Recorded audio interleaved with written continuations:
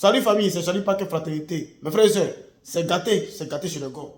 C'est gâté au PPACI. Blé Goudé a lancé la balle. Blé Goudé a lancé la balle. Donc tous ceux qui avaient les papos dans leur gorge là, ils ont commencé à vomir ça. On écoute un autre papo qui sort après celle de Blé Goudé. C'est gâté. Écoutez. Aujourd'hui, pourquoi j'ai décidé d'allumer Camila pour parler. Je vais vous dire ça aujourd'hui. Je vais vous dire pourquoi est-ce que moi, Vital Séminal, j'ai décidé de laisser la garde rapprocher et puis d'allumer ma caméra pour parler. Votre méchanceté là, au PPACI là, votre méchanceté là, ça continue jusqu'à aujourd'hui, vous êtes à découvert. Vous êtes à découvert. Mes familles, je vais vous dire, Gbagbo étant la haie, Laurent Gbagbo étant la haie, nous étions 14 personnes. Nous avons sacrifié notre famille. Nous avons sacrifié nos enfants. Pendant 5 ans, on a essayé de réimplanter le parti sur toute l'étendue du territoire. On a fait des tournées à l'ouest. Aboudraman Sangare, feu Aboudraman Sangare, paix à son âme. On a fait des tournées à l'ouest, un peu partout. On nous disait non, Gbagbo va venir, les jeunes, prenez courage. On va faire tourner de 1 semaine. Je dis bien 1 semaine. Quand on doit rentrer chez nous à la maison, c'est 2000, 5000 ou bien 2000 qu'on nous donne pour entrer. Bilo Zeroué Daniel.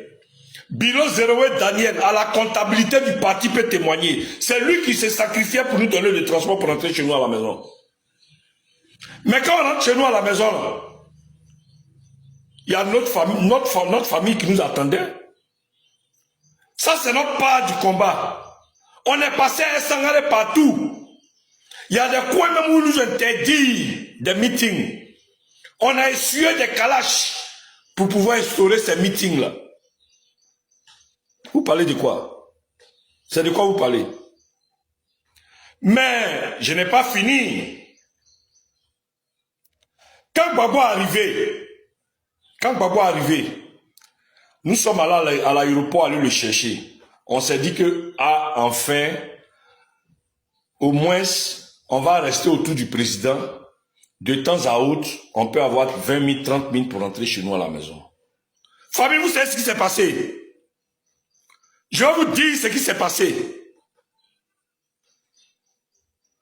Non, vous êtes méchants.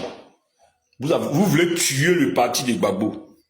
Vous voulez tuer le parti de Gbagbo parce que vous êtes acheté. Vous avez été acheté. Mais quand Gbagbo est venu, c'est nous-mêmes, on allait chercher Gbagbo à l'aéroport jusqu'à son domicile. J'ai fait 1 semaine. J'ai dit bien 1 semaine à la résidence de Gbagbo, 7e tranche. J'ai fait 1 semaine. Après les 1 semaine, il y a des gens qui sont venus jeter mes bagages dehors. Vous savez pourquoi? Odette Soyeli Kikoué, ancien ministre de la communication, faut venir, tu as témoigné. Dano Djedje, faut venir, tu as témoigné. Venez, vous allez témoigner. C'est vous qui faisiez les tournées.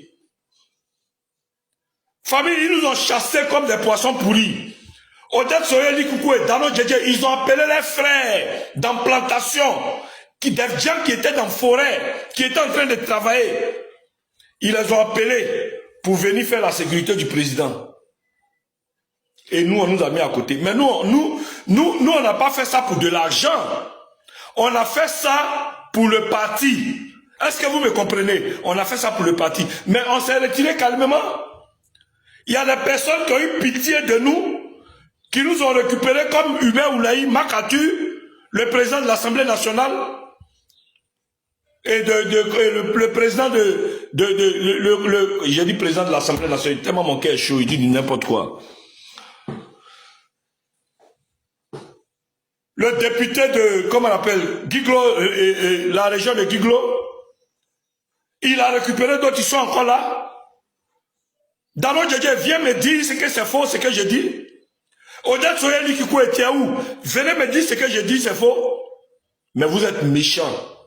Au fait, vous avez envahi le monsieur pour travailler sa tête. Mais ce qui est dans sa tête là, quand il avait 55 ans, c'est ça que nous on a pris. C'est ça que nous on a pris.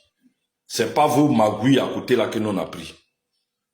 Alors, dis de ne pas aller au législatif là, c'est pas Babo qui a dit ça. Je mets ma main dans le feu. Moi, Vital Séminant, je mets ma main dans le feu que c'est pas Babo qui a dit ça. Voilà. Donc, non. Déjà, le PPACI, ils sont mauvais. Mais, ça c'est rien. Ce que lui il a dit là, c'est rien. Annie Tchélé, elle va venir renchérir de ce que Blé Goudé a dit. Annie Tchélé. Yéli, c'est grisio. Écoutez. Parlons des faits. L'autre fait, c'est que il a fait une interview à la télé avec M. Issa Sangaré Yereso qui est vivant. Et l'émission, elle est là.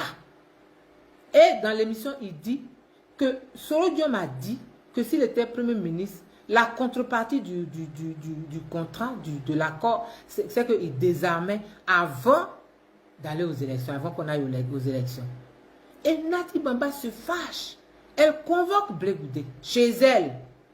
Il arrive, le Premier ministre Soro Diom est là, M. Meïté Sendou est là, Konaté Siriki est là, et puis, quelques temps après, le président Gbagbo arrive. Et puis, elle prend la parole.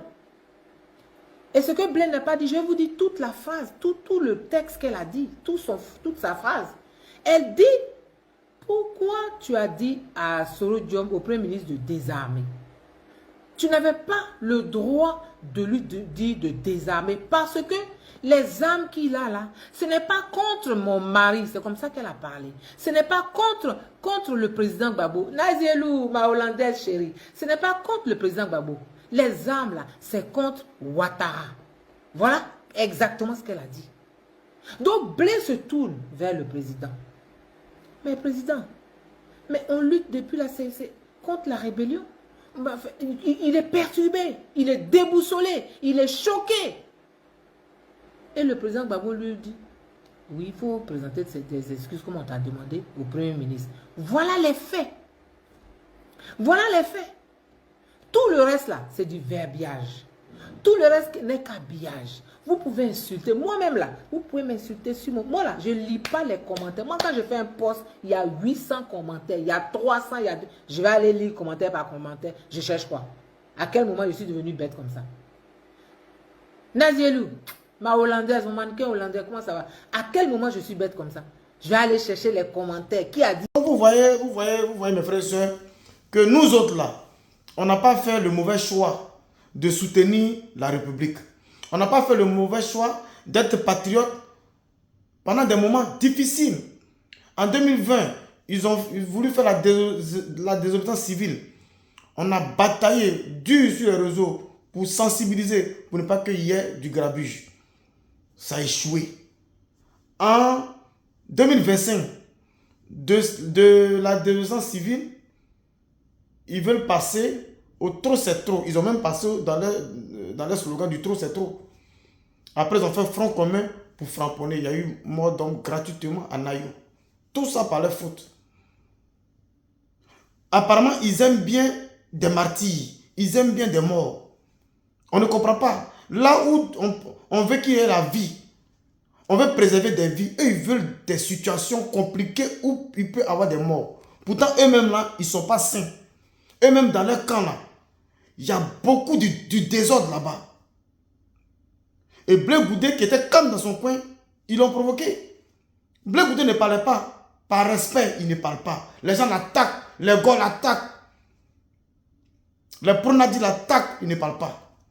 Aujourd'hui, il est sorti, il a mis bim. Ça court dans tous les sens. Les gens sortent pour se défendre. Les gens sortent pour se dédouaner. Blé Goudé assis tranquillement sur son hamac au village. Tranquille. Mes frères et sœurs, voilà, c'est ceux-là qui voulaient revenir encore diriger la Côte d'Ivoire. C'est ça là. Ce sont ces personnes. En leur sein, il y a des difficultés. Ils ne veulent pas régler. Ils veulent libérer la Côte d'Ivoire. Au lieu de libérer le parti politique qui est pris en otage. au lieu de lutter, de faire un combat pour libérer leur parti politique, eux veulent libérer la Côte d'Ivoire. Pourtant, la Côte d'Ivoire n'est pas prise en otage. Avec Ado, là, la Côte d'Ivoire n'est pas prise en otage. C'est autant de Gbagbo que Soro avait pris la Côte d'Ivoire en otage parce que le pays était divisé en deux. C'est Soro qui jouait un mauvais jeu. C'est Soro qui jouait un mauvais jeu. C'est lui qui était avec Gbagbo, qui voulait manger avec Ado. Il mangeait avec Ado, il veut manger avec Gbagbo. C'est lui.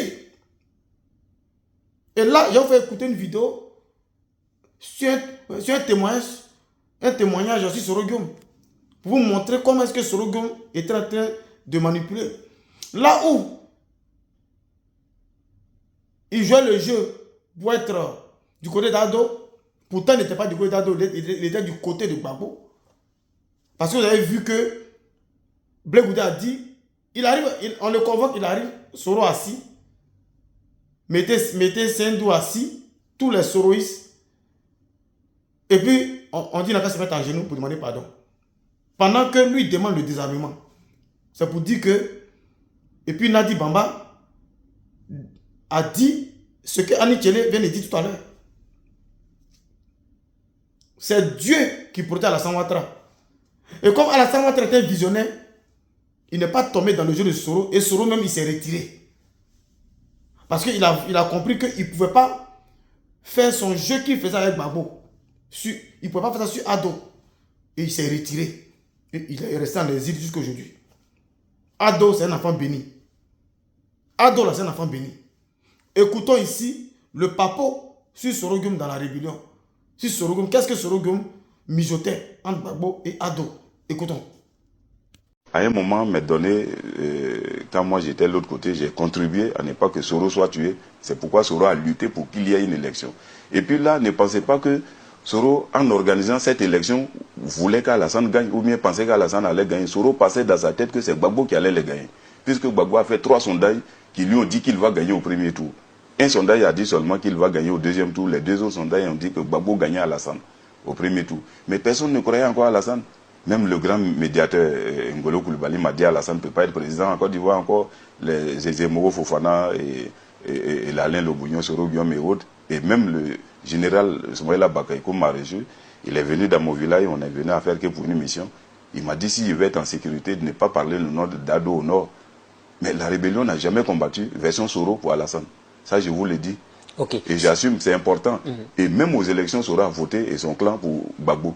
Et ils pensaient que cette élection allait entériner le pouvoir de Gbagbo. Alassane allait se taire une fois pour de bon. Et le deal qui était signé entre Soro et Gbagbo, si Gbagbo finissait ses 2 mandats, puisqu'il a été bloqué par la crise, Gbagbo allait changer la constitution pour dire la guerre l'empêchait de gouverner. Il allait faire 2 mandats et passer le relais à son fils Soro.